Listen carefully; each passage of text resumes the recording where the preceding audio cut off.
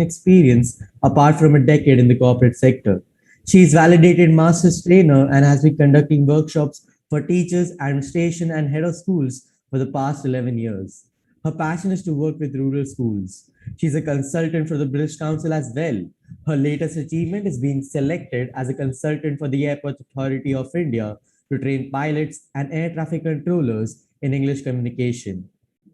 Our second judge of the day is Ms. Jayashree Sharma, and she has been associated with academia for more than 3 decades now and has molded, shaped, and fired the imagination of hundreds of young minds. A gold medalist from Ranchi University, teacher Jayashree joined the teaching fraternity quite early on in her life.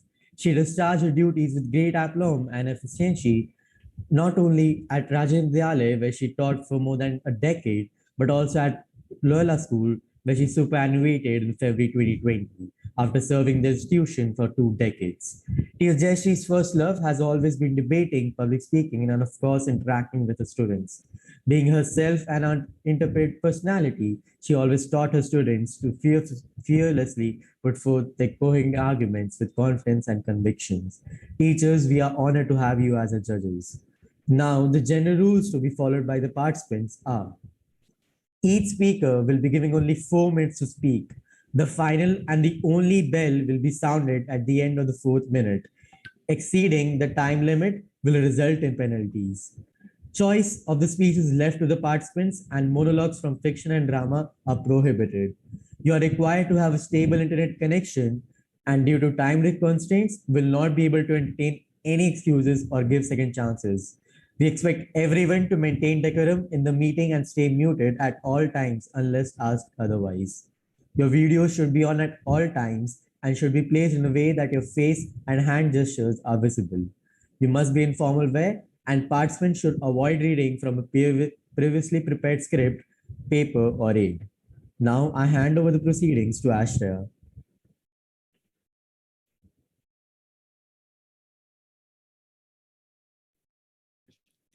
Thank you, Amitesh. Good morning, everyone. I'm Ashriya.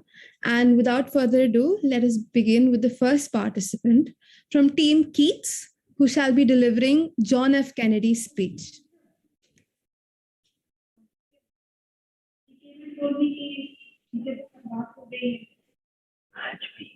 Good morning, everyone. Can you hear me?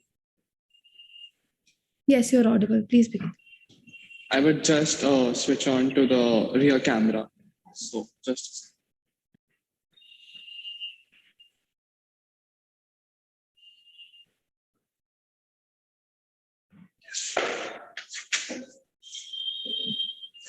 should I begin? Yes, please. My fellow citizens, we observe today not a victory of party, but a celebration of freedom, symbolizing an end as well as a beginning, signifying renewal as well as change.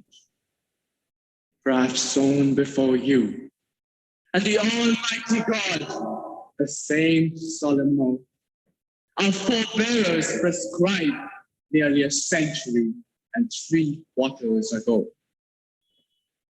The world is very different now.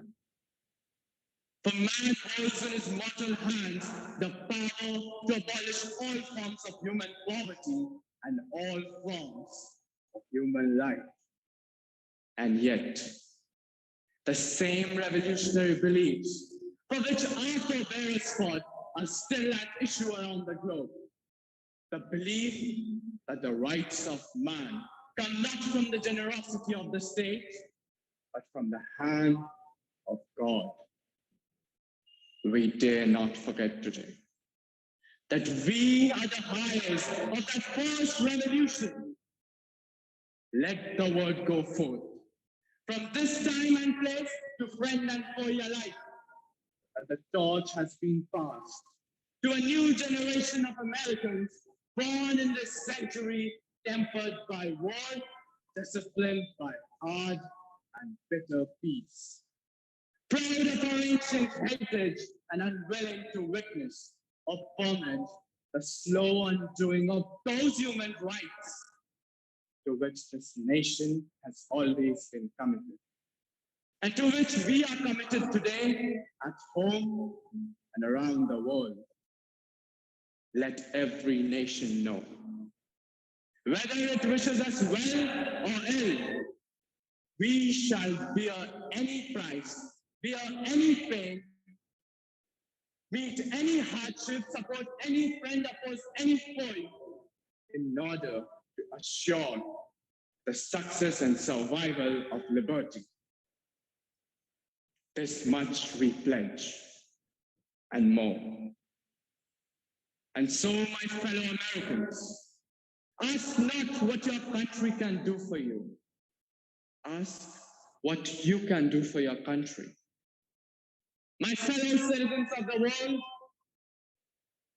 ask not what America will do for you, but what we together can do for the freedom of man.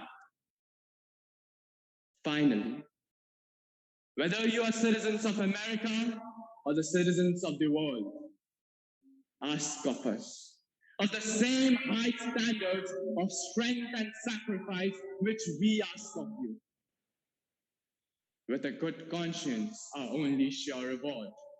With history the final judge of our deeds, let us go forth and leave the land we love, asking his blessings and his help,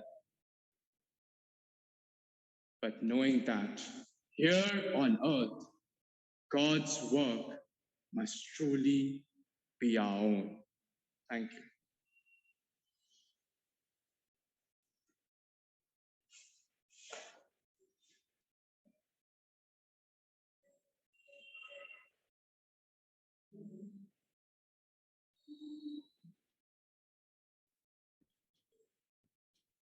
Thank you, Team Keats. Your delivery was exceptional.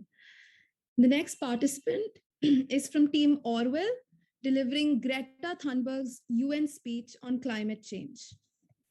Good morning, everyone. May I begin? Can you hear me? Yeah, we can hear you. Good morning, everyone. My message to all the leaders is that we'll be watching you. This is all wrong. I shouldn't be up here.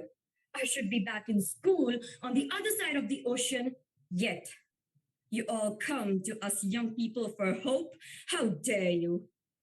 You have stolen my dreams and my childhood with your empty words. And yet I'm one of the lucky ones. People are suffering, people are dying, entire ecosystem are collapsing. We are in the beginning of a mass extinction, and all you can talk about is money and fairy tales of eternal economic growth. How dare you? For more than 30 years, the science has been crystal clear. How dare you continue to look away and come here saying that you're doing enough when the politics and solutions that are needed are still nowhere in sight? You say you hear us and that you understand the urgency. But no matter how sad or angry I am, I do not want to believe that. Because if you really understood the situation and still kept on failing to act, then you would be evil, and that I refuse to believe. The popular idea of cutting our emission in half in 10 years only gives us a 50% chance of staying below 1.5 degree and the risk of setting off irreversible chain reactions beyond human control. 50% may be acceptable to you, but those numbers do not include tipping point, most feedback loop, additional warming hidden by toxic air pollution, or the aspects of equity and climate justice. They say they rely on my generation, sucking hundreds of billions of tons of your CO2 out of the air with technologies that barely exist. So a 50% risk is simply not acceptable to us, we who have to live with the consequences. To have a 67% chance of staying below 1.5 degree, the best odds given out by the IPCC, the world had 420 gigatons of CO2 left to emit back on January 1st, 2018. Today, that figure is already down to 350 gigatons. How dare you pretend that this can be solved with just business as usual and some technical solution? With today's emission levels, that remaining the CO2 budget will be entirely gone in less than 8.5 years. There will not be any solution or plans presented in line with these numbers today because these numbers are too uncomfortable and you are still not mature to tell it like it is. You are failing us, but the young people are starting to understand your betrayal. The eyes of all future generations are upon you, and if you choose to fail us, then I say we will never forgive you. We will not let you get away with this. Right here, right now, is where we draw the line. The world is waking up, and change is coming whether you like it or not.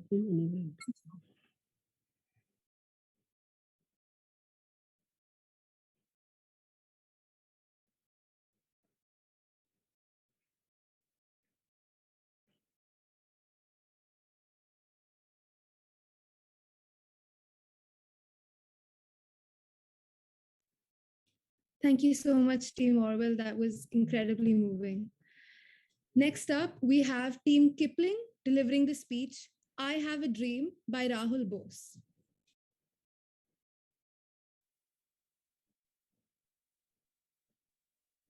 Am I audible? Yes, you are. Please begin. Good day, everyone. My name is Shushmita Mukherjee, and my school code is Kipling. I am standing in for Mr. Rahul Bose. I have a dream that the 26/11 attack on Mumbai will spur civil society to unite and present a force that government will never ignore. That in time, we will have the maturity to reflect on the mistakes India might have made to incite such hatred, that our new generation of political leaders will truly look beyond party lines and do what astonishingly few leaders in post independent India have done. Their duty. I have a dream that one day, the next time women are thrashed anywhere in a pub in India, the entire country's women will march half to Bangalore, stopping the entire city for months, the other half to the prime ministers, stopping the government for months. That 100 million Indian children will not go to bed hungry every night. 100 million is two United Kingdoms. That pregnant women will never again have their wombs slit. The living fetuses torn out and dashed to death while they were set on fire, as in Gujarat 2002. That there will not be a rape every 23 minutes in this country or a dowry death every 33 minutes. I have a dream that small farmers will never again have to apologize to their children and then commit suicide.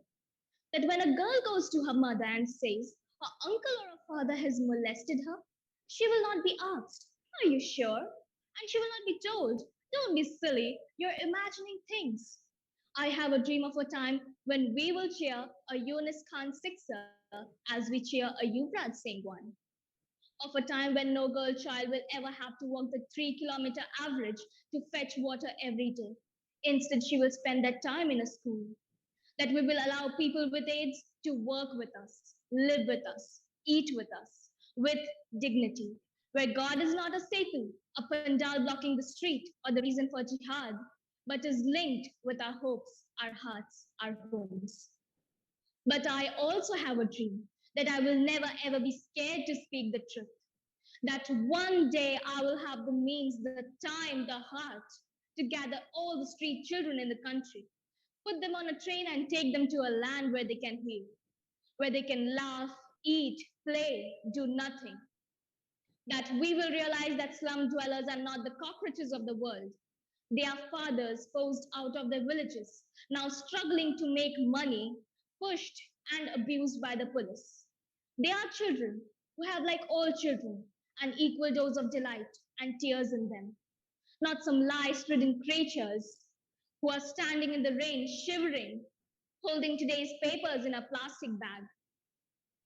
I have a dream that one day we will all stop what we are doing and suddenly realize, all of us together at the same place, precise moment, that we are all Indians and that there is no one like us on this planet. We are unique. And at that moment when we realize we are all the same, the choice will be ours to turn to the stranger on our side and say, we are 1.3 billion. 1.3 billion. The world is 6 billion. That's one Indian for every four non Indians. Sounds good? Let's do it. Thank you.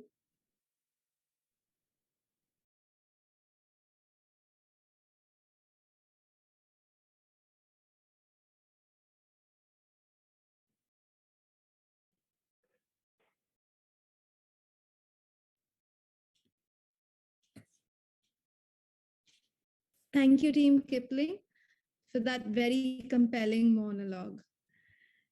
Following Team Kipling is Team Carol delivering the speech Speak Yourself by Kim Namjoon. Am I audible? Yes, you are. Please begin. Okay. Thank you, Mr. Secretary General, UNICEF Executive Director, Excellencies, and all the distinguished guests from across the world. I'd like to begin by talking about myself. So I was born in Ilsan, a city near Seoul, South Korea. It's a beautiful place with a lake, hills, and even an annual flower festival. I spent a very happy childhood there, and I was just an ordinary boy. I would look up at the night sky and wonder and dream the dreams of a small girl. Looking back, I think that's when I began to worry about what other people thought of me. I started looking myself through their eyes. I stopped daydreaming. I stopped looking up at the stars at night. Instead, I tried to jam myself into the molds that were made by them. I soon began to shut out my own voice and started listening to the voice of others. But you know what? No one called out my name, and neither did I. And so, like this, I and we all lost our names and we became ghosts. But I had one sanctuary, and that was music. There was a small voice in me that said, wake up, man, listen to yourself. For I think it took me a long time to hear music calling out my real name. Even after making the decision to join Fitness, there were a lot of hurdles. Many people thought we were hopeless, and sometimes I just wanted to quit. But I think I'm very lucky that I didn't give it all up. I'm sure we'll keep stumbling and falling like this. Now we've become artists performing in youth stadiums and selling out millions of albums. But I'm still an ordinary 24-year-old guy. And if it's something that I have achieved, it was only possible because of the BTS members that I had by my side every day. It was only possible because of the love and support of our army fans. Maybe I made a mistake yesterday, but yesterday's me is still me. Tomorrow, I might be a bit wiser, but that's me too. These, these mistakes and faults are what I am making up with the brightest stars in the constellation of my life. I have come to love myself for who I was, who I am, and who I hope to become. And at last, I would like to say the one last thing that we have learned to love ourselves, right? Now I urge you, speak yourself. I want to ask each one of you, what's your name? What excites you? What makes your heart beat? Tell me your story. I want to hear your voice. I want to hear your conviction. No matter who you are, where you're from, your skin color, your gender identity, nothing. I just want you to speak yourself. Identify your voice by speaking yourself. I am Kim Namjoon, RM of. I am a hip hop idol and an artist from a small town in Korea. Like most people, I made many mistakes in my life. I have many faults and I have many fears too, but I'm going to embrace myself as hard as I can. I've started to love myself gradually, little by little. What's your name? Speak yourself. Thank you very much.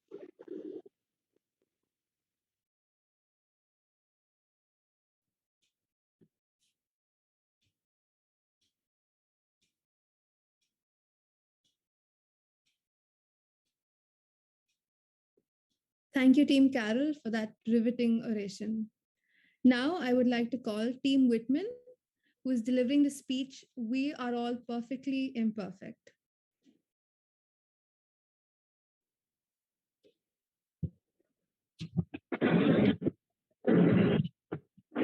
तरफ करो camera.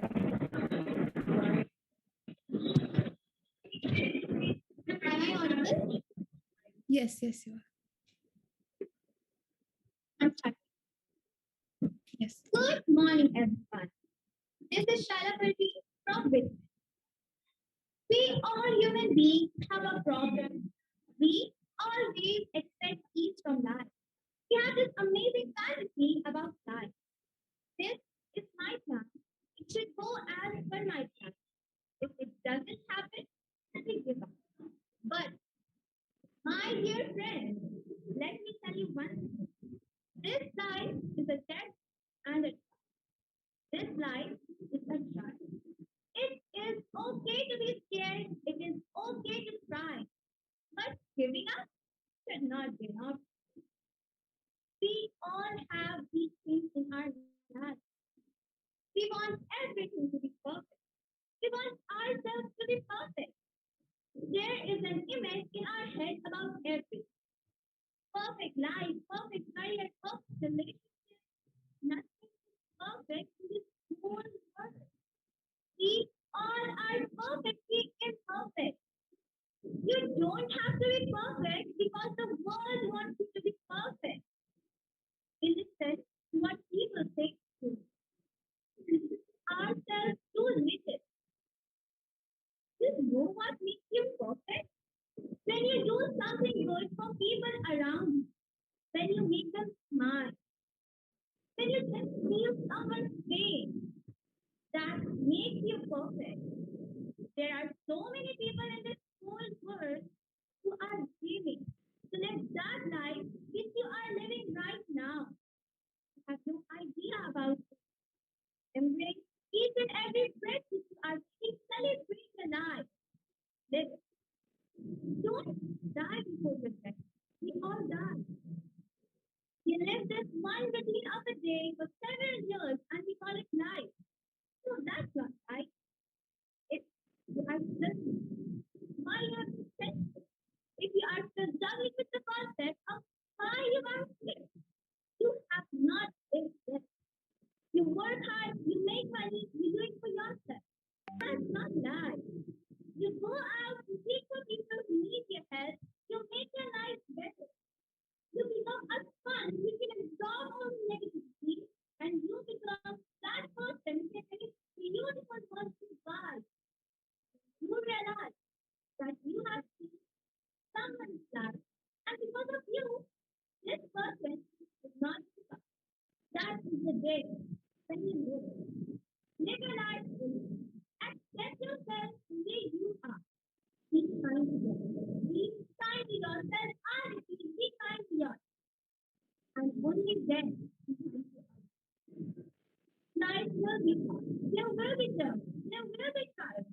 But that will only make you stronger. There will be disbelievers. There will be naysayers. But you have to prove them all wrong. The real happiness doesn't lie in money or success or fame. Real happiness lies in gratitude. So be grateful, be alive, and live every day. And you hope everyone has a day.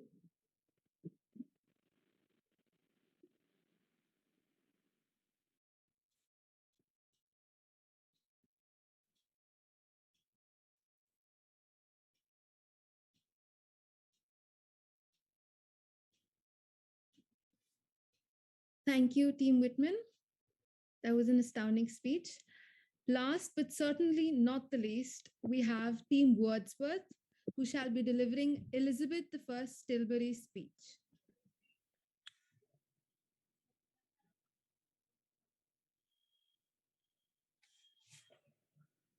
Just a minute. My camera is not accessing actually. Can you please wait a minute? Okay, we'll wait a minute, please.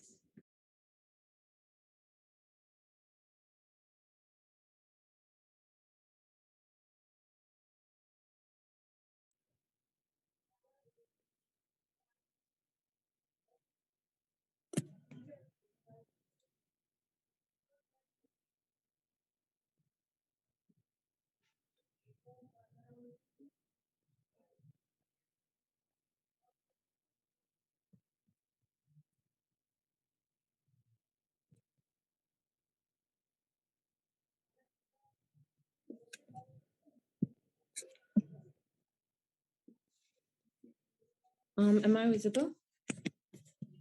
Yes. Sure. My loving people, we have been persuaded by some that are careful of our safety to take heed how we commit ourselves to the armed multitudes for fear of treachery. But I assure you, I do not desire to live to distrust my faithful and loving people. Let tyrants fear. Have always so behaved myself that under God I have placed my chiefest strength and safeguard in the loyal hearts and goodwill of my subjects. And therefore I come amongst you, as you can see, at this time, not for my recreation and the sport, but being resolved to lay down for my God and for my kingdom and my people and my honor and my blood, even in the dust. I know, I have a body of weak and feeble women, but I have the heart and the stomach of a king, and of a king of England too. And think false scorn that Parma or Spain or any prince of Europe should dare to invade the borders of my realm. That shall any dishonor shall grow by me. I myself will take up arms. I myself will be your general, judge, and the rewarder of every one of your virtues in the field.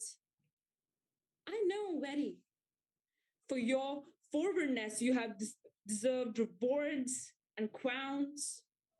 And we do assure you, okay, on a word of a prince, they shall be duly paid.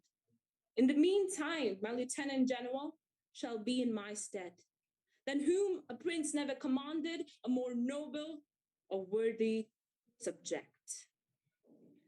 Not doubting, but by your obedience to my general, your concord in the camp, and your valor in the field, we shall shortly have a famous victory over these enemies of my God, of my kingdom, and of my people. Thank you.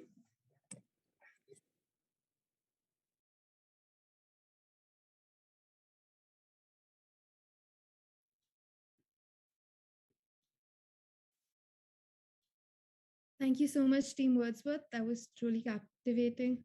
With that, we conclude today's speeches. Let us wait a few minutes for the judges to finalize their scores.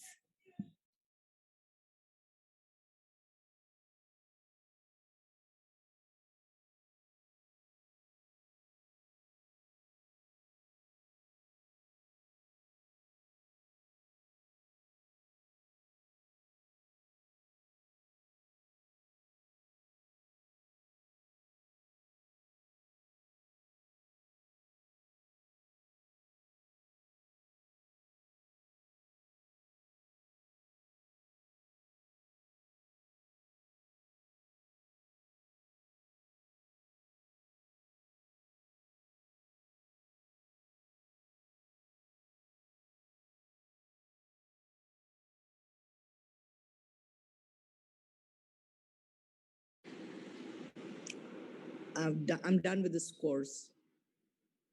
Okay, teacher.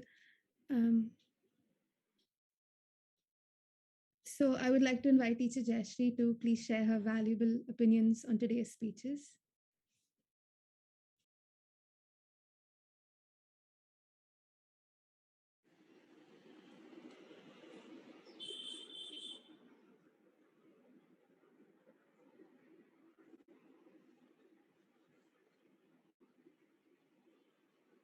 Okay, good morning, students. It's really feeling very, good to see you guys at the moment. Such a huge feeling of deja vu, seeing some of you all grown up and responsible and conducting programs. And let me tell you, as far as the event is concerned, it was fabulous, absolutely brilliant concept. Came through very well. The way you all have handled it, and each speaker, trust me, was brilliant, excellent. I mean, I am marvel at the young kids, your generation's ability to be able to become so perceptive, to be able to take uh, such a, a pick from such a wide, versatile list of monologues. The ones, the selection was absolutely brilliant, and they were very well delivered. The students have really done a lot of hard work to mug up all those speeches, enunciate them well. So I felt that it was a very, very, you know, energizing and really revitalizing kind of a experience for me this morning. I really have felt very enthused and thoroughly regaled by the monologues and the speeches delivered by the kids. So I'm very happy to have received the honor of being the judge for this particular event. I thank all of you who have extended me this great honor, and I feel that I must also give you my blessings with respect to the event being successfully conducted. I'm sure you're all, working very hard for the success of the entire event. So may Jyoti prosper, may the events conducted by you people prosper. You're all very responsible and young men and women, truly groom the Loyola way of being young men and women for others, and that you are. And a very big congratulations once again to all the winners. It's in the sense that I feel that all the six participants are a winner in their own right. If they have made it so far, that itself is a huge achievement. And for me, that makes what, the stuff that winners are made of. So thank you so much once again. Thank you so much, teacher. It was truly our pleasure to have you as a judge. Next, I would like to request Teacher Jayanti to also share her thoughts about the event.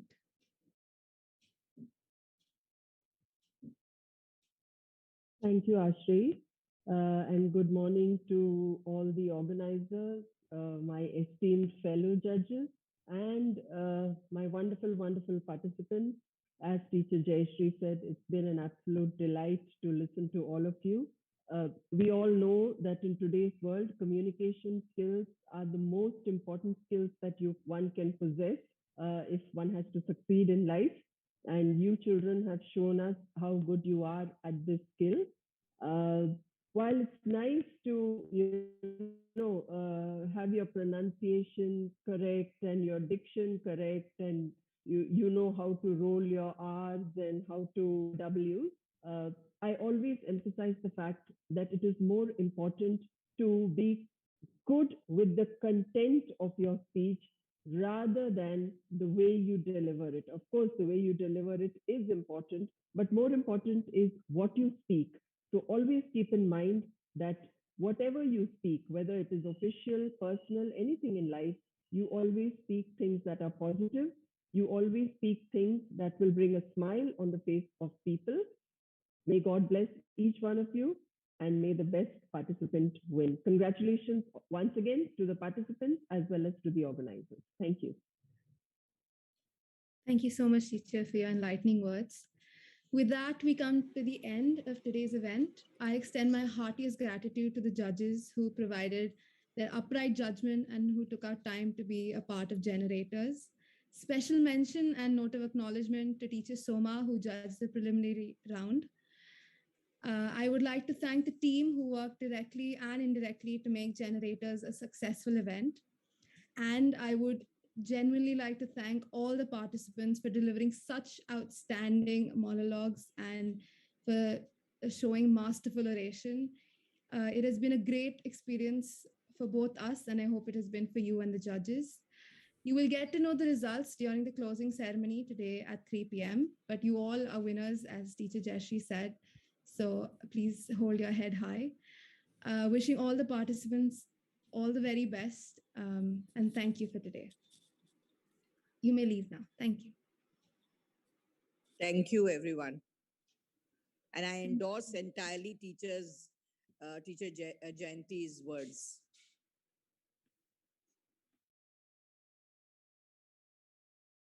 Thank you, Richa.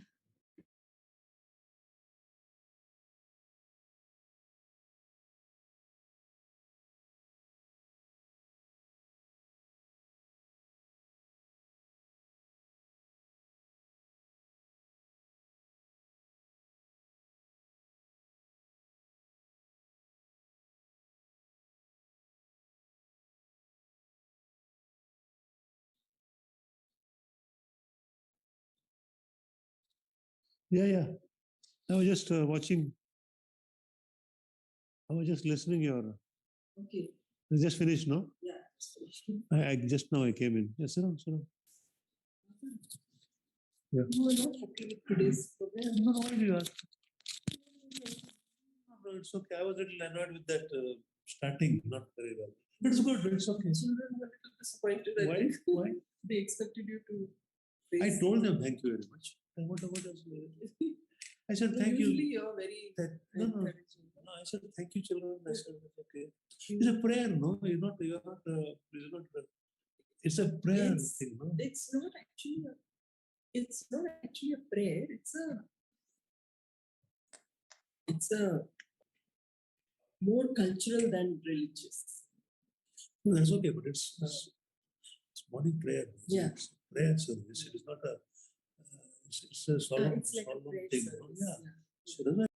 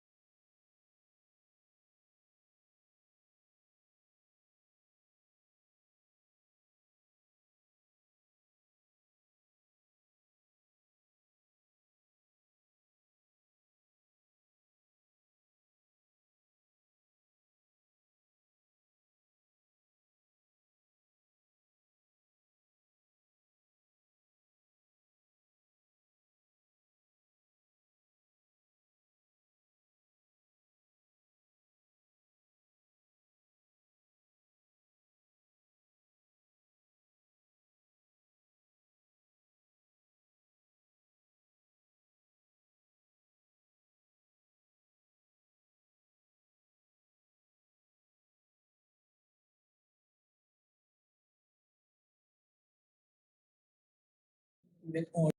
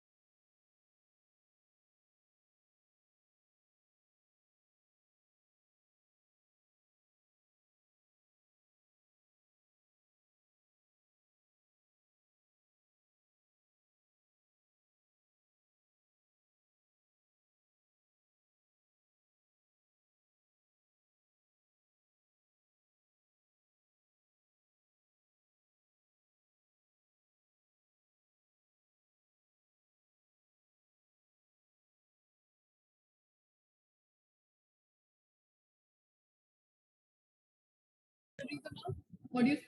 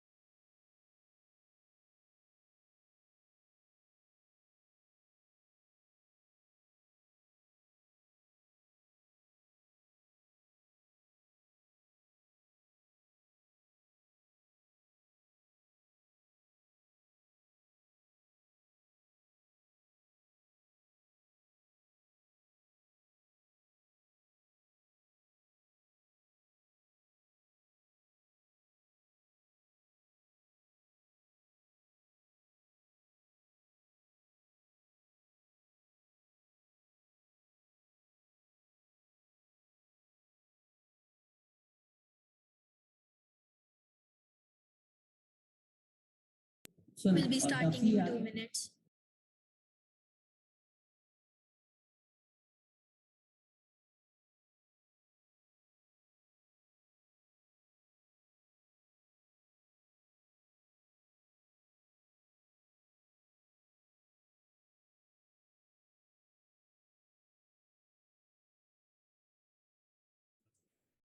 Participants, please turn on your video.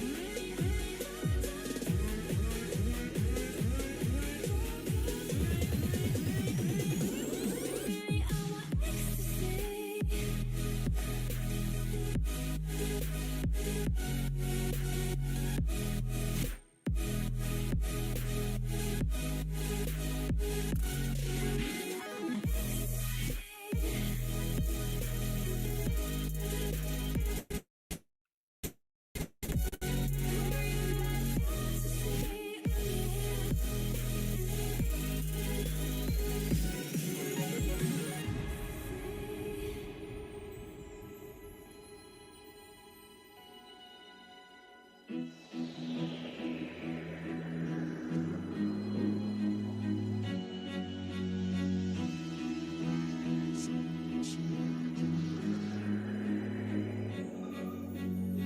that I'm complaining.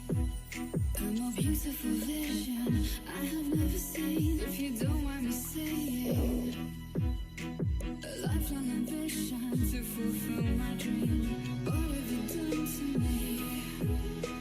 I'll never be the same, I'll tell you for sure. I'll never be the same, I'll tell you for sure. I'll never be the same, I'll tell you for sure. Really, I want ecstasy. A real life fantasy, oh yeah.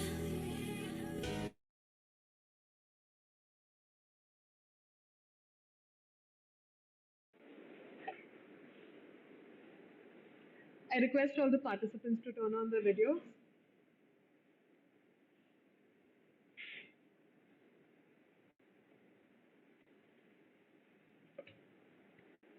A very good morning to all present here.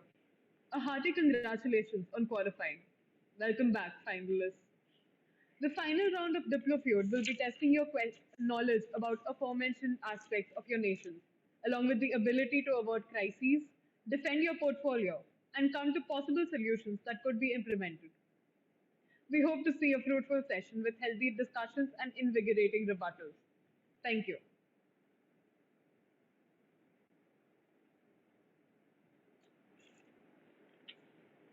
I would now hand on the floor to Rajshri to go on with the briefing.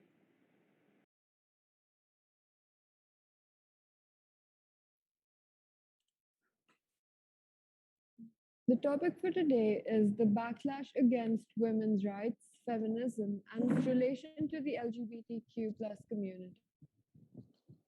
We hope you've researched well on your country's stance on the topic. The rules for today are as follows. This event is bilingual. Participants will be judged on the basis of their constructive arguments, knowledge on the topic, diction, and fluency. The objective of this group discussion is to find constructive solutions to the topic. You will present your solutions individually, after which the judges will question the efficacy of your solutions. Your speeches must reflect your country's stance, be relevant to the topic, contain facts, and be within the given time limit. The flow of discussion, which has already been sent on the WhatsApp group, will be as follows. The chair will begin with a roll call, after which each country present will deliver an opening speech of 1 minute and 30 seconds, clearly expressing their stance and pertaining to the portfolio assigned. After each opening speech, the chair will cross question the delegates, following which the floor will be open for challenges for 20 minutes. These have to be a minimum of 1 minute and maximum of 2 minutes long. You will then have 10 minutes to submit your solutions through a Google form link, which will be provided, and questions from judges will be entertained before the end of the formal committee.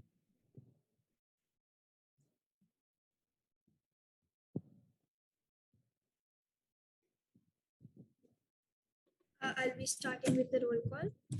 Team Keats representing Syria, are you here? Team Keats representing Syria.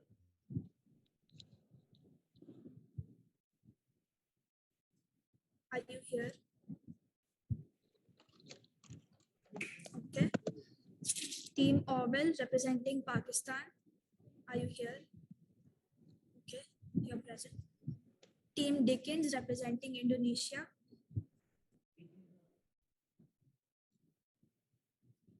Okay, thank you. Team Elliot representing Nigeria. Yes, I can see you. Thank you. Team Wordsworth representing Saudi Arabia. All right, put you here. Team Duffy representing India. Okay, thank you. And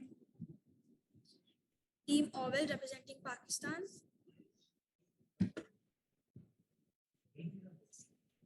Okay. Team Keats representing Syria. Are you here?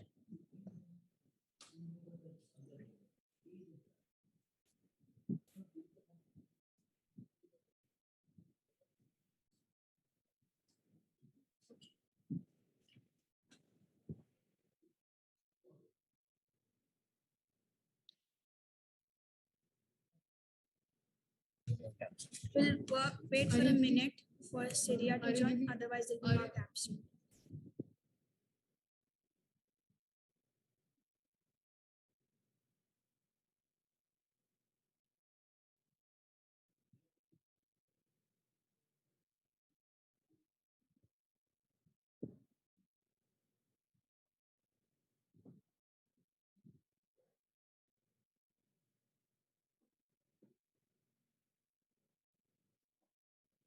Team Kids, you are here.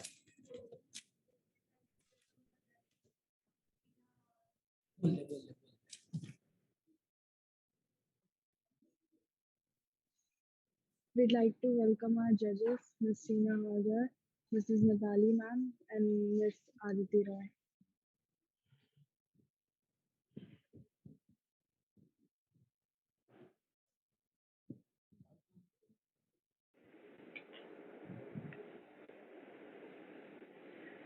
The chair will now be opening the floor for the speeches. Team Keats representing Syria, you're first. Please begin.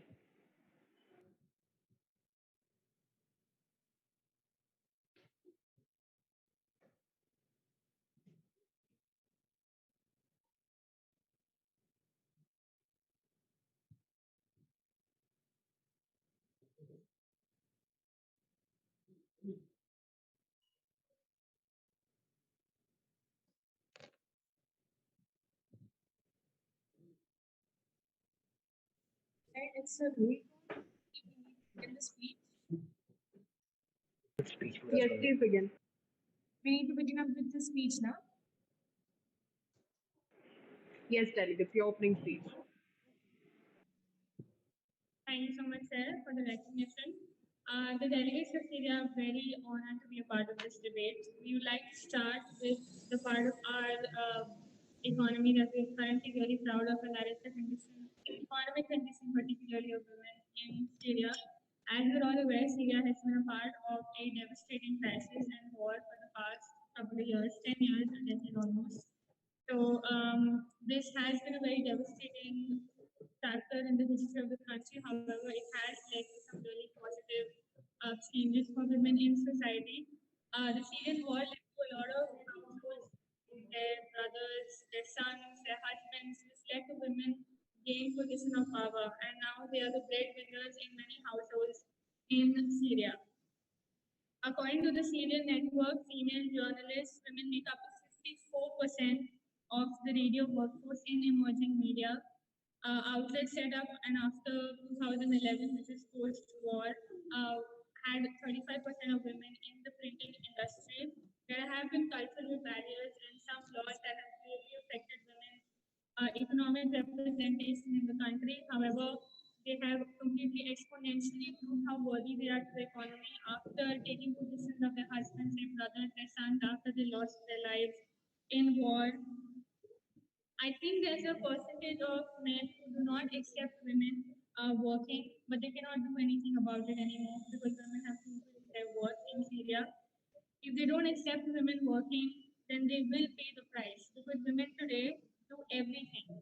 If they stop working, that will create a lot of trouble. A lot of research in Syria says. Today, women are stronger, more responsible, and these 7 years of war have proved that women can actually do anything. Statistically, robust data finds that women's participation in peace negotiation makes any resulting agreement 64% less likely to fail and 35% more likely to last at least 15 years. It also makes it significantly more likely that an agreement will be reached.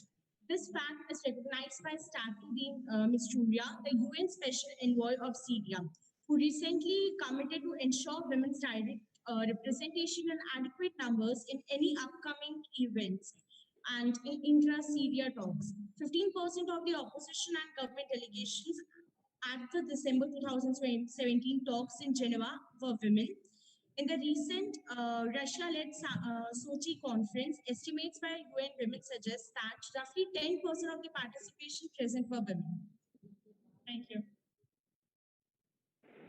Thank you, Delegate. Delegate, you mentioned about the work Syrian government has done. One of my hosts, Prisha. has made a video on the ground realities of Syria. I would request her to please play that. I'm sorry, you're not audible.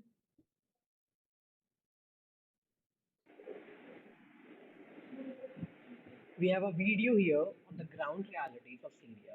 I request Krisha to please play it.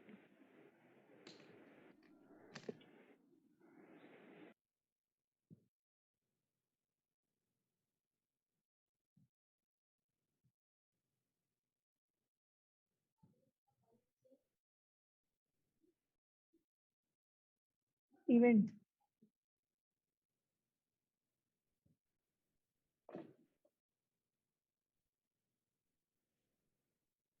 لله معلش أكلنا معلش بشار في مجال الصوت ما يطلعش الصورة. أكلنا بشار. The women of Syria weep for lost sons.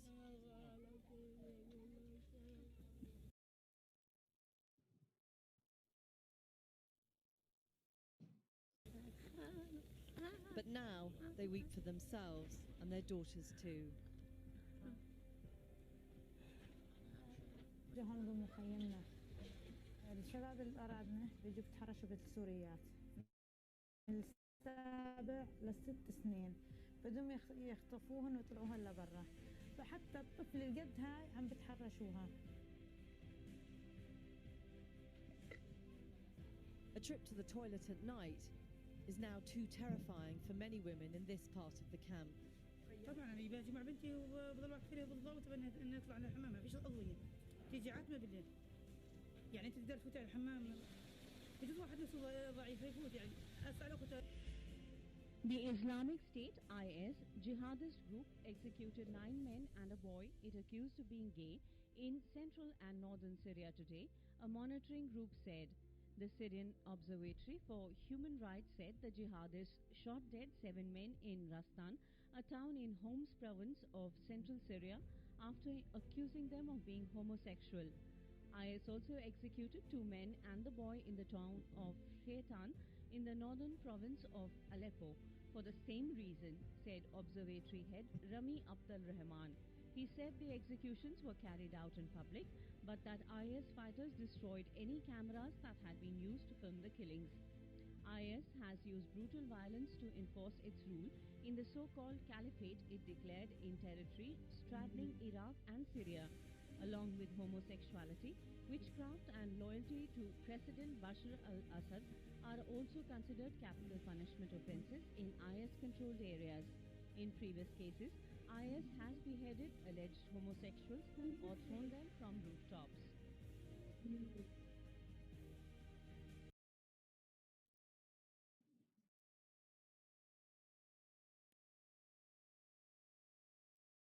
That's the answer.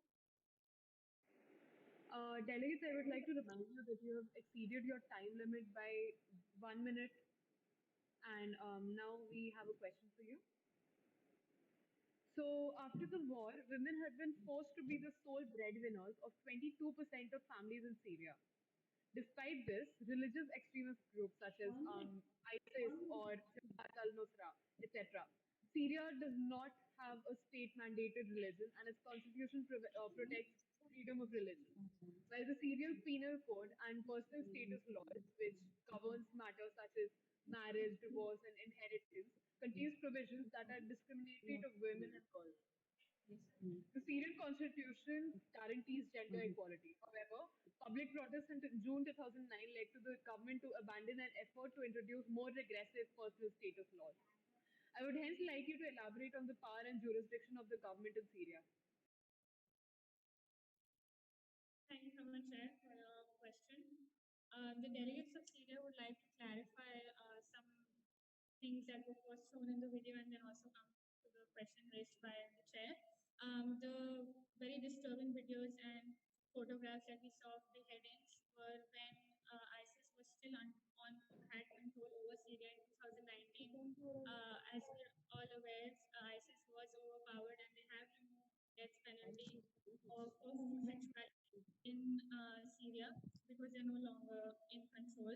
That being said, we are aware of the fact that homosexuality is still not legal and is prisonable, but because ISIS has been overthrown, it's not as harsh as it used to be, and they are taking baby steps. I do think that's somewhat of an improvement.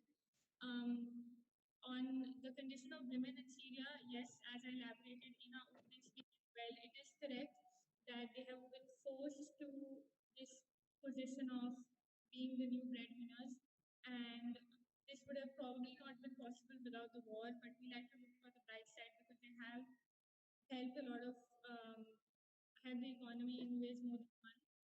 When it comes to homosexuality, I think the delegate of Syria believes that it is unfortunate, but the point that we want to make and emphasize on the most is that Syria has been at war, there's been a refugee crisis, there has been a lot of allegations and a lot of conflict in our nation, and there were a lot of things on table that we needed to deal with.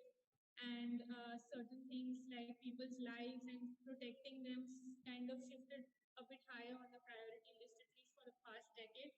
So it has been the world, especially first world countries, really taking responsibility for ensuring that everybody's sexual orientation is appreciated. Syria just simply had way too many things on the table. So I would just request everybody and every nation in this world to understand the condition of Syria, and looking forward, once everything is on the table of stability, we are trying to move in the position of Jordan, for example, a neighboring country that has legalized homosexuality. We are trying to move on that path forward. But for now, because of the war, this is where we are at, and we're trying to improve it on a daily basis.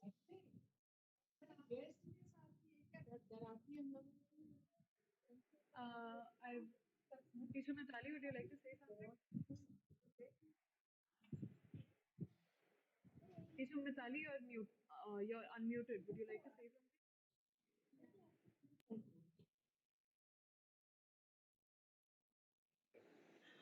Delegate of Syria, I would like to ask you a question. Why would you say that the ISIS is still not in power? It's very much in power. That was a factual inaccuracy that you just made. Also, could you elaborate on the measures made by the Syrian government? You mentioned some measures being taken by the Syrian government. Could you elaborate what after that? First of all, you made a factual inaccuracy about the ISIS not being in power post 2019. Secondly, you're supposed to elaborate on what measures the Syrian government is taking. You mentioned measures, so I would like you to elaborate on that. As Chair, I'm sorry, but I do not think I made a factual inaccuracy. It is 100% correct that Syria has, in 2019, the death penalty has been removed sexuality in Syria. Other, because of the ISIS, I'm not saying it's 100% out of there, but there's no, it's imprisonable to 3 years, but the death penalty has been removed. I'm 100% sure about that. Coming to elaboration, sir, I'm sorry, I'm having trouble understanding. Elaborating on what?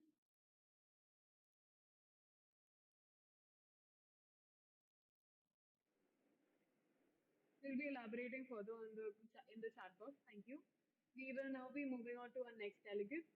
Delegate of Pakistan being represented. Delegate of Pakistan, are you here? Delegate Yes. of Pakistan is represented by Oval. Yes, thank you. The floor is open for your opening speech. Please begin. Your time limit, may I remind you, is 1 minute and 30 seconds. Okay. Thank you for the recognition, Chair. A very good morning, respected Chair, all the judges, and the respective delegates present. All of us today in the modern era accept that for any society, gender equality is a central component to development. Women globally are moving into a growing space as innovators, entrepreneurs, startup founders, techies, businesswomen, economic sector-based workers. From their existing roles in traditional economic sectors of agriculture, health, education, etc., women are now making inroads in the fourth industrial revolution to drive global and regional knowledge economies of scale. Gender equality is a cross-cutting theme that runs through all of UNFPA's programs in Pakistan. Gaining equal value in society from home to the workplace and having equal representation and protection of women's needs and rights and policies and law are all components of Pakistan's policy for gender equality. As regards the LGBTQ community in Pakistan, transgenders are treated equally and are issued national identity cards as well as passports. In 2018, Pakistan passed the landmark Transgender Protection Act, which guarantees legal recognition rights on self-identification basis. This was followed up by giving voting rights and priority registration of voter forms for persons with diverse gender identities. Next, in Pakistan, trainings imparted to women have enhance the women entrepreneurs' understanding of trade laws and policies and help develop a community of women with the potential for effective participation in general trade policy dialogue. In collaboration with Women Chambers of Commerce and Ministry of Industries and Production, Small and Medium in Enterprise Development Authority, Pakistan supports women-led business and have trained and financed more than 50,000 women entrepreneurs and awarded more than 6,600 higher education scholarships to young women. In this manner, Pakistan is spearheading towards building a society which encompasses equal opportunities as well as equal rights for all genders. Thank you. Thank you, delegate. Now I would like Prisha to play a video showing the ground realities of Pakistan.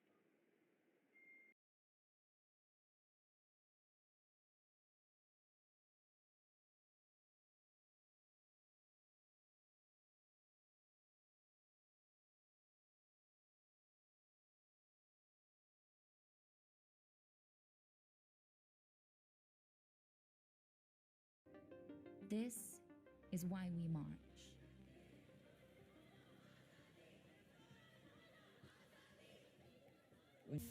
Pakistan के अंदर जो कुछ भी हो रहा है, हमारे यहाँ औरत कहने की नहीं बल्कि वाकई में मजलूम है। औरत को इंसान का रुतबा तो क्या जानवर का रुतबा भी नहीं दिया जाता है हमारे माशरे में।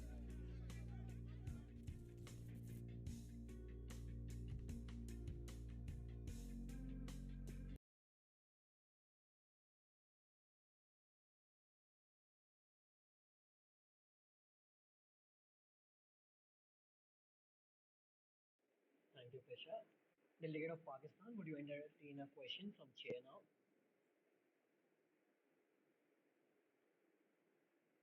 Delegate of Pakistan.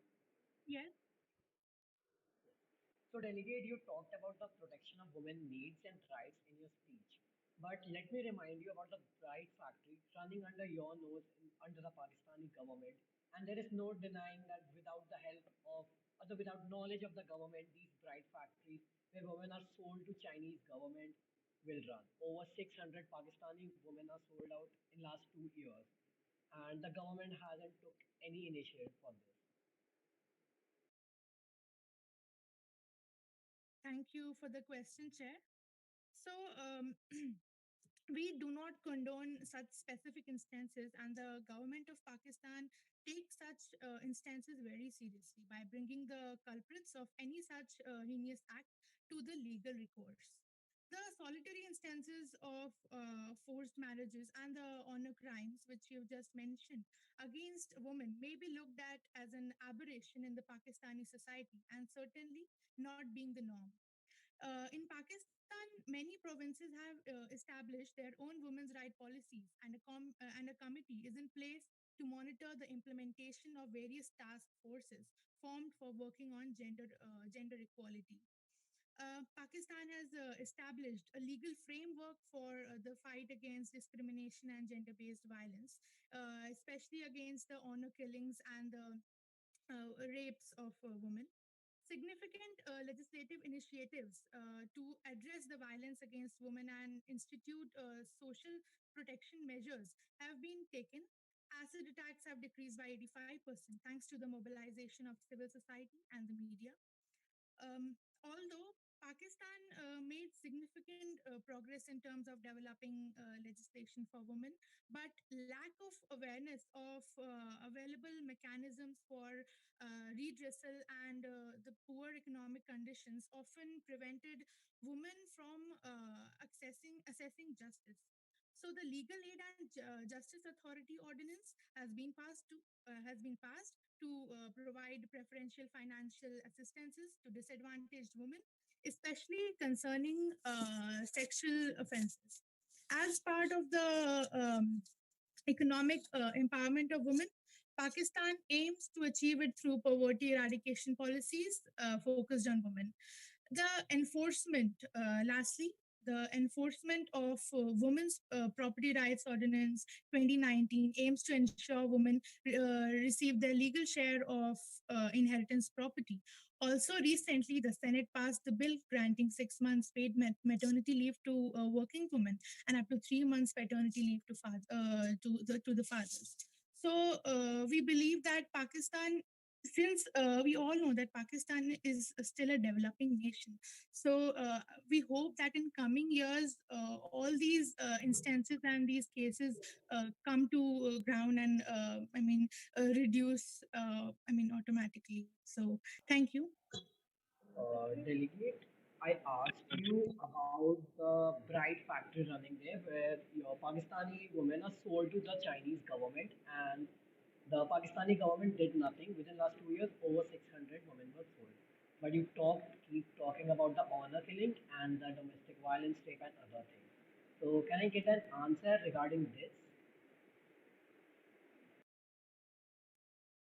For respected chair, for this instance which you have mentioned, according to the facts and information which we have gone through, the government is not at all involved in these. Okay, delegate noted. Now we will move to the next delegate. Thank you.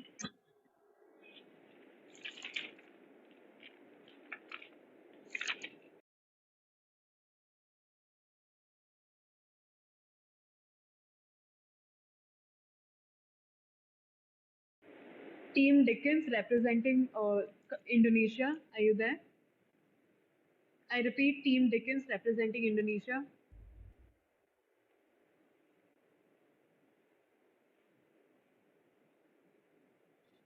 Team Dickens representing Indonesia. Are you there?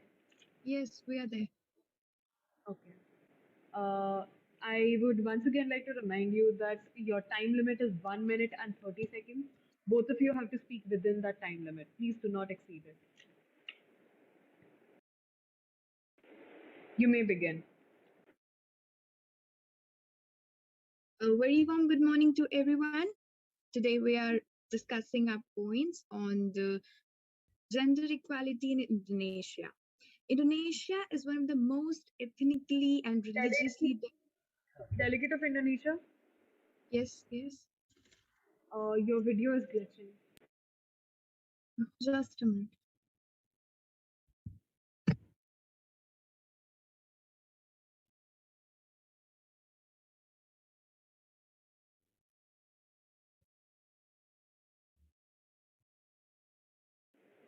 Delegate of Indonesia, would you like to rejoin?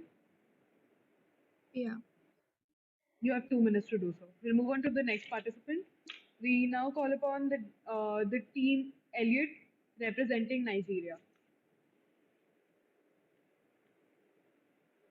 Team Elliot representing Nigeria, are you there? Honorable. You have 1 minute. Yes, Chair, we are present. Yes. Shall we begin? You have 1 minute and 30 Thank you. seconds, and also keep your answers short. Thank you. You may begin. Thank you. Honorable Chair, esteemed delegates, and distinguished guests. The delegation of Nigeria believes that the success of every woman should be an inspiration to another. We are strongest when we cheer each other on.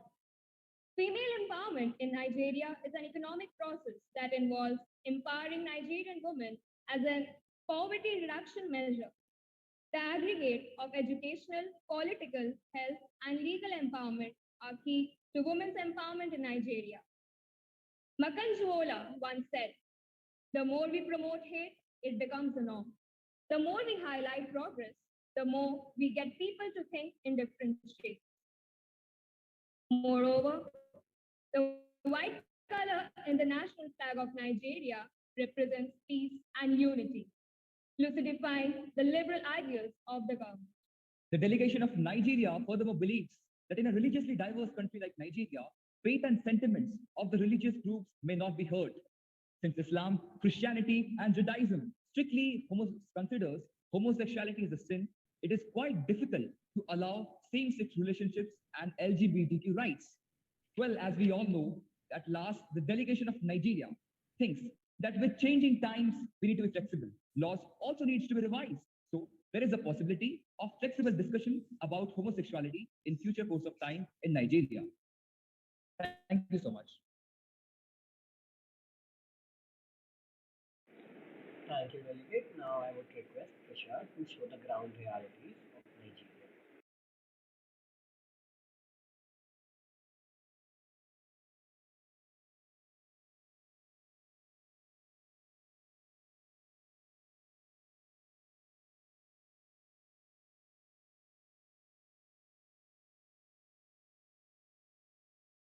African women fights to break down the barriers of entrenched gender and patriarchal bias. In South Africa, the issue of women's rights and femicide came to the fore in 2017 with the brutal murder of 22-year-old Karabo Makena. In the last couple of months, South Africa's LGBTIQ+ community has been rocked by a series of brutal hate crimes against its members all across the country. The cries for help are getting louder. In 2021 alone, at least 10 people from the LGBTIQ+ community have been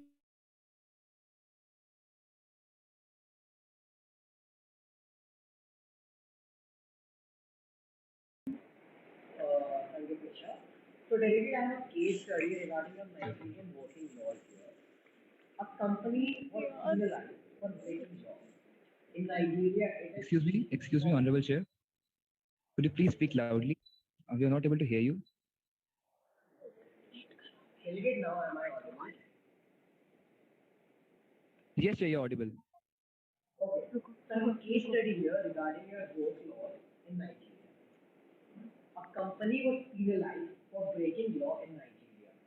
It is illegal for women to work in night, though the company guarantees protection.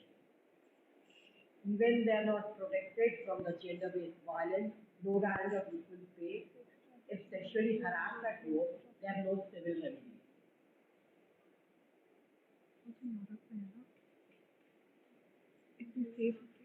If they say something about the Yes, sir. Well, thank you for the question, Honorable Chair. Well, we strictly condemn all this kind of women violence and the sexual harassment and this kind of things happening in Nigeria. If you look at the demography and the history of Nigeria, Nigeria has been a patriarchal society since the colonial period after that as well. And we need to think and look forward. And a recent report from UNDP claimed that UNDP has made gender equality central to its work, and we have been seeing remarkable progress in the past 20 years. I accept that Nigeria has been subjected to women oppressions. Women in Nigeria have been facing ritual oppressions, but still, we need to look forward. We need to make sure that for the economic development of Nigeria, where Nigeria is besieged with poverty, we need to make sure that women in Nigeria are it's a made experience made knowledgeable about menstrual health, different kind of population measures, and also first of all, inspired before bringing any laws, we need to make sure that we change the mindset of the people living in Nigeria. For that, we need to re-education them, and also there are more girls in school now compared to 15 years ago. So now, with changing times, Nigeria is also looking forward to women empowerment in order to reduce poverty. Thank you, Honorable Chair. Thank you, Delegate. Now next, I call upon Delegate of Indonesia. Delegate of Indonesia, are you there? Yes. Shall we start? Yes, Yes, Delegate, please begin. Okay. So, good morning, everyone. Indonesia is one of the most ethnically and religiously diverse country in the world. These words are somewhere related to the low rates of women empowerment, restrictions on women, and violence on LGBT community. Because the Muslim religion who follow Islamic law, they believe that the gender male is superior of all, and the working woman and the third gender is somewhere out of their belief. Homosexuality is not a crime in Indonesia except in Shara Ruled 8 province. On May 21, 2017, police raided the Atlantis Senia in Jharkhata, which was a raid on LGBT people gathering. They should declare an equal support for LGBT community right to privacy and freedom of association. West Sumatra was the first province in Indonesia to introduce a mandatory hijab regulation in 2001. According to them, hijab is worn by Muslim women to maintain modesty and privacy from unrelated males. हम अगर women empowerment Indonesia में देखें तो Indonesian women के लिए बहुत सारे law बनाए गए हैं जैसे domestic act क्वाइटा 30% for women in parliament in our level. So altogether, the main cause of gender equality in LGBT community is just the beliefs of the people living in Indonesia. Thank you. Thank you, Delegate. Now I would ask Prisha to play a video showing the ground realities.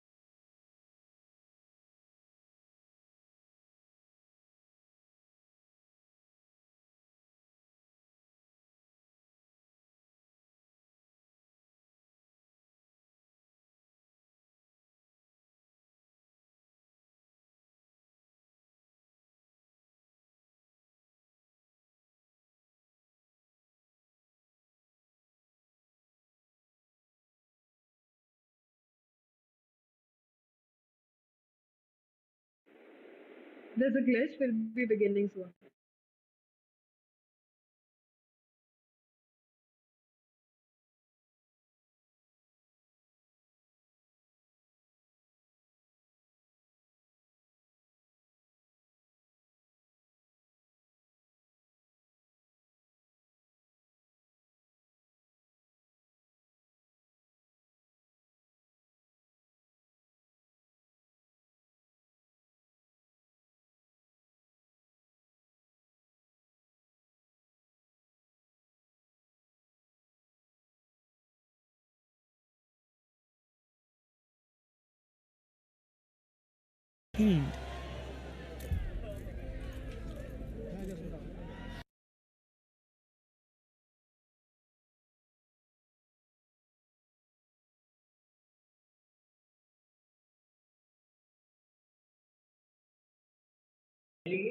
Delegate, there's a glitch in video, so we will just start with the question.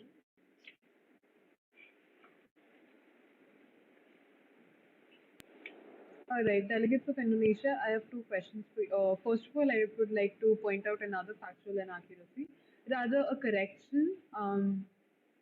So I would like to remind you that you justify that while no national law specifically, you say that LGBTQ is not a crime in Indonesia, but I would like to remind you that national laws specifically protecting them against discrimination are not implemented either. That's my first correction.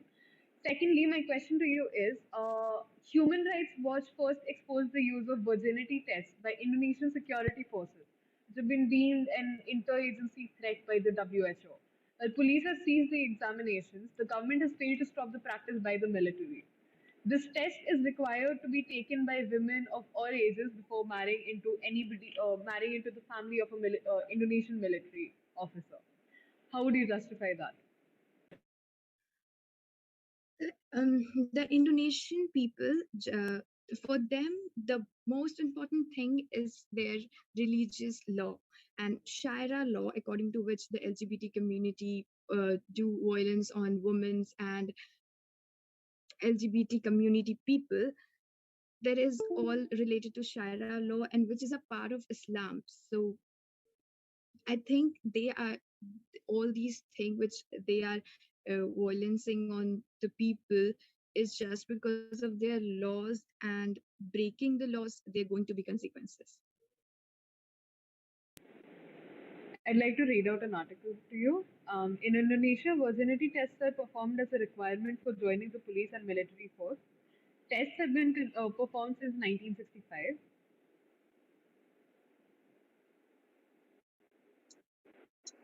They said they won't. And although it's officially been said that these practices will stop, they still continue unofficially.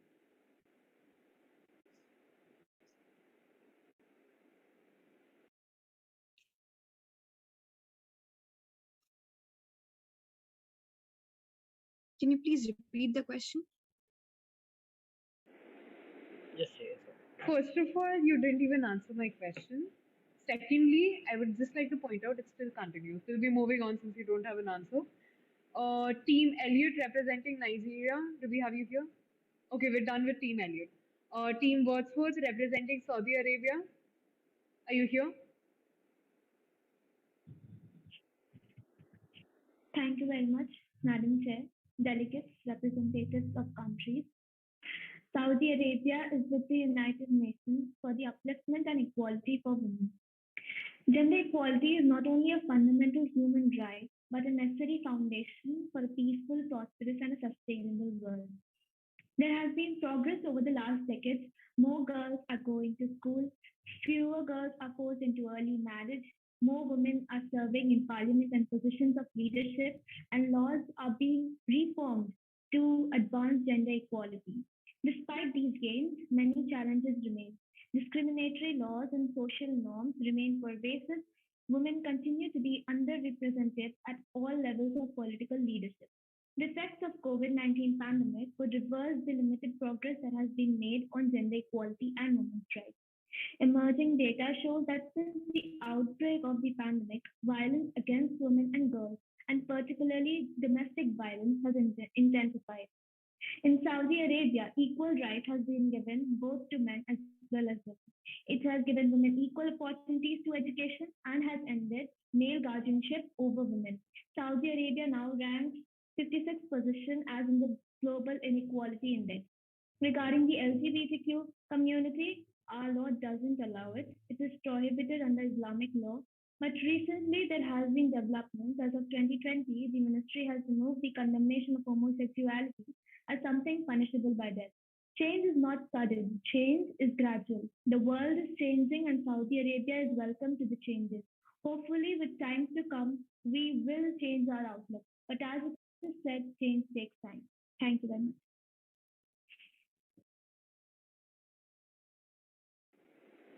We would now be playing a video about the situation in Saudi Arabia.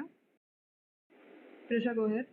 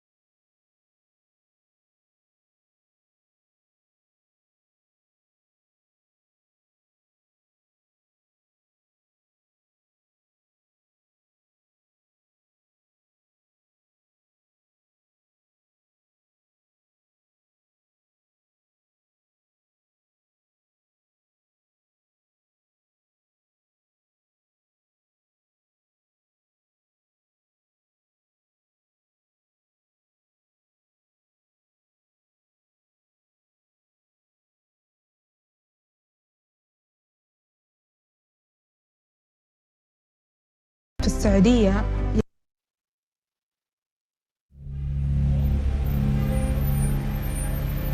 لما أمشي في الشارع وأشوف بنت لابسة عباية أو بنت كبيرة يعني محجبة كامل، هل هي لابسة رغبة منها أو كانت زيي يعني مغصوبة عليها؟ في السعودية يعني دحين أنا بنت، أبويا ولي أمري، أنا ما أقدر أخرج بدون إذنه، حتى البقالة ما أقدر أخرج إذا هو قال لا. إذا تزوجت زوجي حيصير ولي أمري، إذا زوجي مات، إذا عندي ولدي حيصير ولي أمري. توصل عمري 50 سنة 60 سنة لا في أحد إلين تموتي، من جد إلين تموتي وإنت لسه في ولي عليك يعني. أنت ما عندك أي قرار في حياتك، حتى لو شيء بسيط جدا هو يقدر يتحكم فيه. Saudi Arabia's election to the UN Women's Rights Commission prompted an international outcry. This happened just as the Saudi government proudly announced the creation of a girls' council entirely made up of men. Meanwhile, a drama was unfolding for one young Saudi woman. On April 10th, 24-year-old Dina Ali Lasloon was arrested at the request of Saudi authorities during a stopover in the Philippines on her way to Australia to seek asylum. When her uncles came to pick her up, she posted a video on social media calling for help. If my family come, they will kill me. If I go back to Saudi Arabia, I will be dead. In the end, she was forcibly repatriated, and she now reportedly lives in a women's shelter.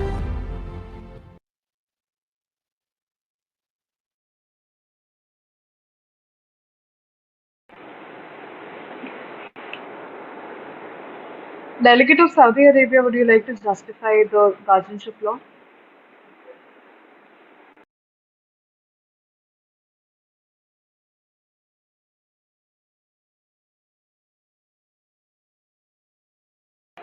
Delegate of Saudi Arabia.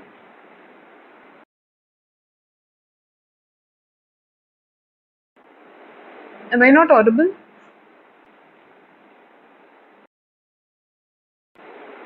Delegate of Saudi Arabia, am I not audible to you?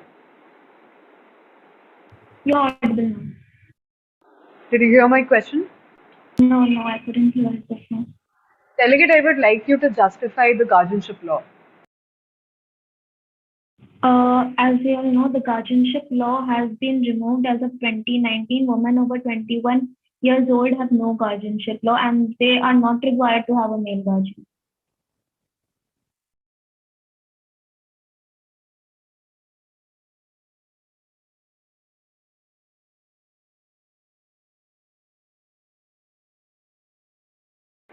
Could you repeat that?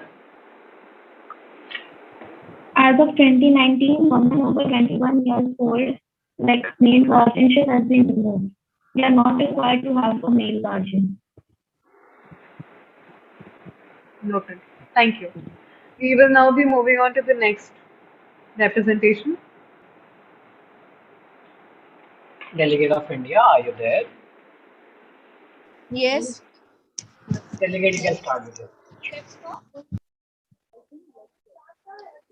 Good morning, everyone. I'm going to represent my country, India.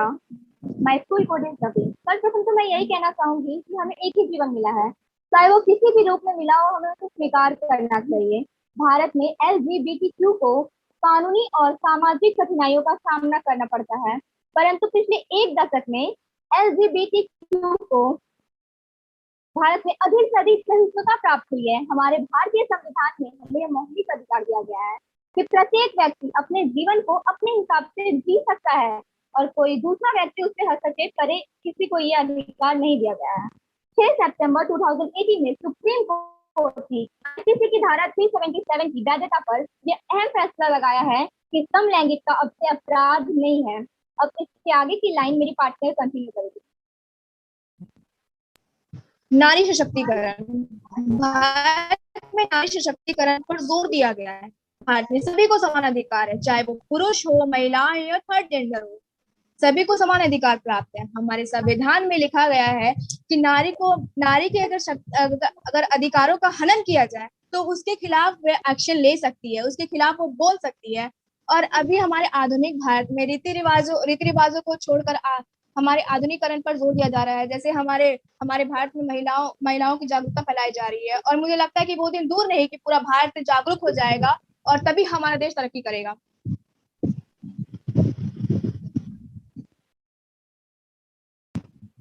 Thank you sir. Thank you delegate. Prisha please video play करें।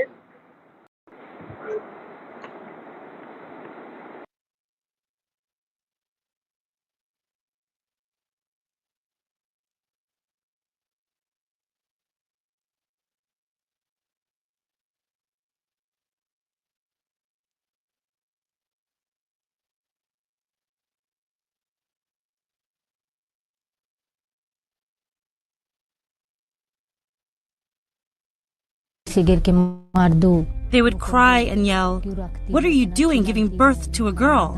Push her off the roof of this building. Kill her. Why are you keeping her?" Sumajit says she was under great pressure to abort all 4 of her daughters just because they were girls, an issue all too common in these parts of India. Jhajjar district in the state of Haryana has the lowest female to male child sex ratio in the country. Out of every 1,000 boys, there are only 774 girls here. The main reason, even the government acknowledges, sex-selective abortions. Now outlawed in India, but according to a 2011 study, 600,000 female fetuses are aborted every year in India. The government has defended the law as a compassionate measure, but its efforts to quell the protests have added to the fury. Rabia's son was among those who got injured last week when police entered the university library. Those of us who wear these clothes seldom come out of our homes, but the situation has gotten out of hand. That is why I'm out. Till they don't scrap the bill, I will be out protesting. Protesters are also demanding that Prime Minister Narendra Modi's Hindu nationalist government cancel plans to roll out a citizens' register that will require all Indians to submit proof of their nationality. The government's assurances that Indian Muslims will not lose their citizenship has failed to calm fears that their exclusion from the new law makes them vulnerable. Yeah, why do we have to prove our citizenship? First of all, our forefathers have fought for this nation. The protesters have been joined by many non-Muslims who feared the law damages India's tradition of a pluralistic society. I'm a Hindu, but this bill is affecting me because my fellow citizens and my fellow students are being affected by this. In my entire 1.5 years in my Jamia, I've been with my Muslim friends. I've shared my lunch with them. I've went to their home in Eid and I've celebrated their festivals.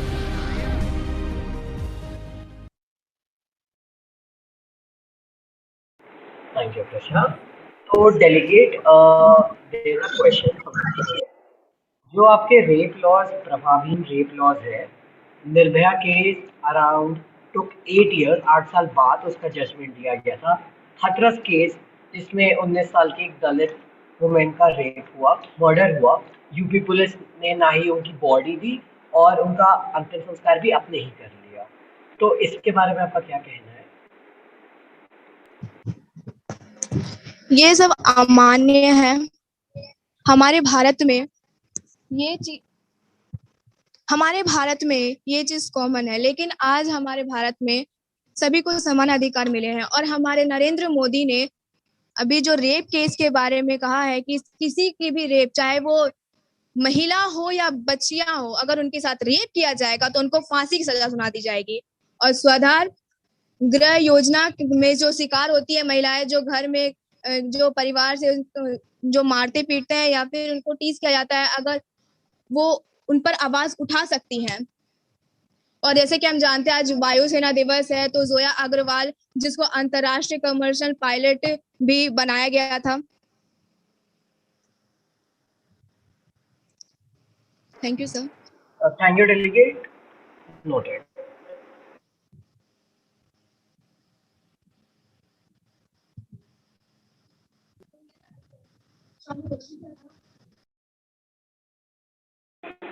Delegate of Indonesia, we will be playing your video. I'm really sorry we had a glitch, so we couldn't. Are you okay with that?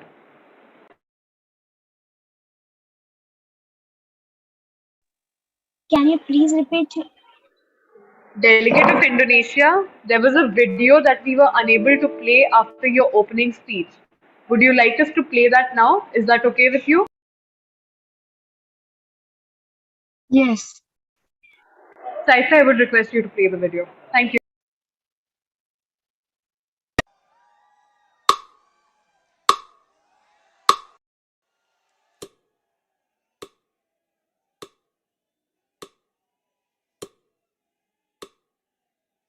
Sharia law is now being enforced legally, and yesterday, two men arrested for having sex were publicly caned.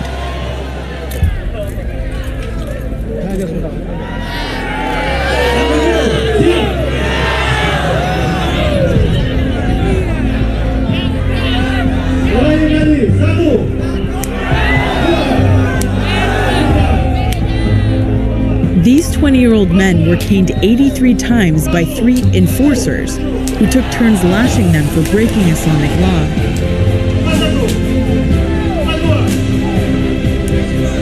Human rights advocates compared the beatings to medieval torture, and the echoes are hard to ignore. Saya mematuhi peraturan berjilbab di tempat saya bekerja. Kolega saya sebelumnya dalam tanda kutip mengancam saya atau menulis sesuatu yang menakut-nakuti saya untuk memecat saya, atau bagi saya adalah karena saya perempuan gitu, saya harus menghidupi anak saya harus mencarikan dia makan gitu. Jadi itu menjadi dia menjadi alat yang penting bagi saya untuk mencarikan anak saya makan gitu.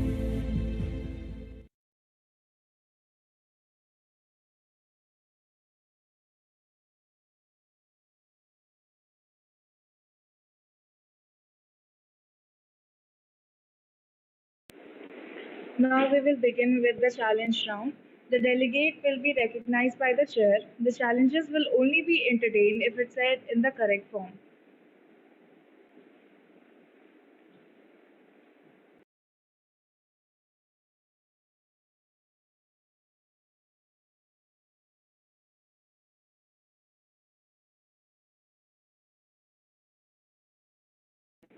Yes, delegate of Syria, you have been recognized. Thank you so much, Chair, for the recognition. Delegate of Syria would like to put forward a challenge in Pakistan, emphasizing its 2025 vision and equality of women. For 2 minutes. So the time limit being 2 minutes, right? Yes. Okay, delegate of Pakistan, are you there? Can the question please be repeated once? Delegate. The voice was clear. Yes. Okay, sure.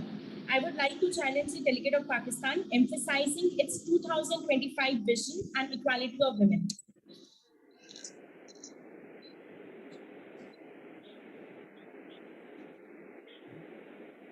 Okay, delegate, you can begin with your challenge now.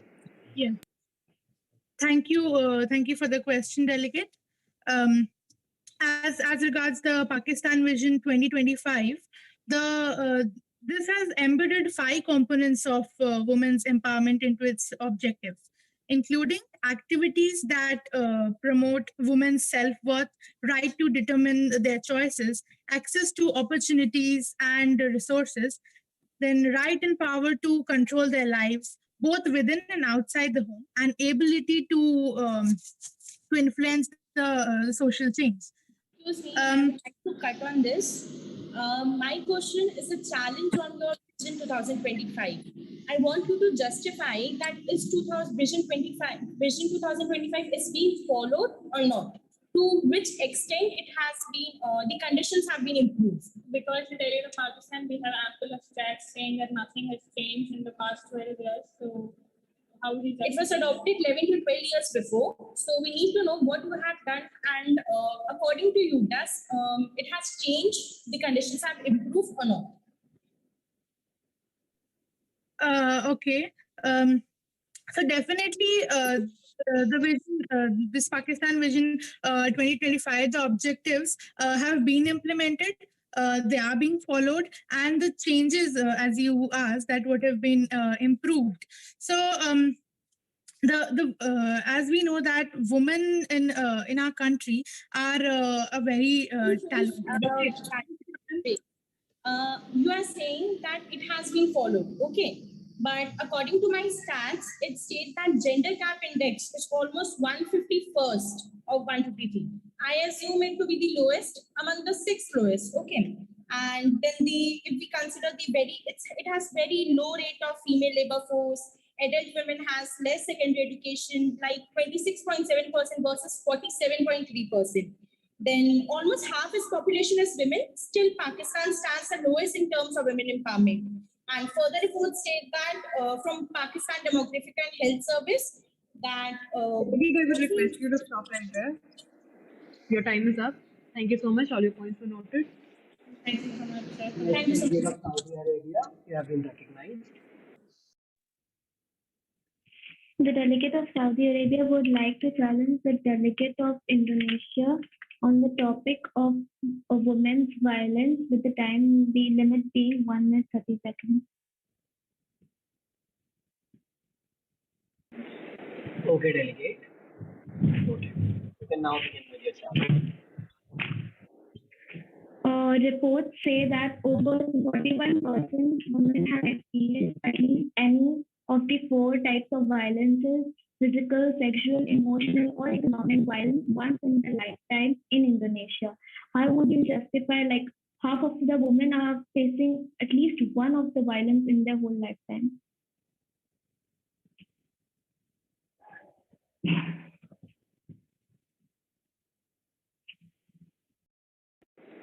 Delegate of Indonesia, are you there?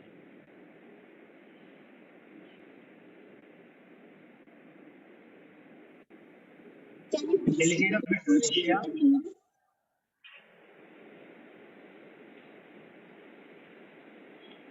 Delegate, I guess there's some technical glitch by his end. We will recognize your challenge later.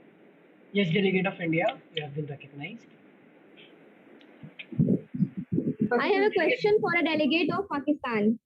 Delegate, before you start, all Pakistan. the delegates are requested to turn on your cameras. Delegates, please turn on your camera. Thank you. Okay. Yes, delegate, continue.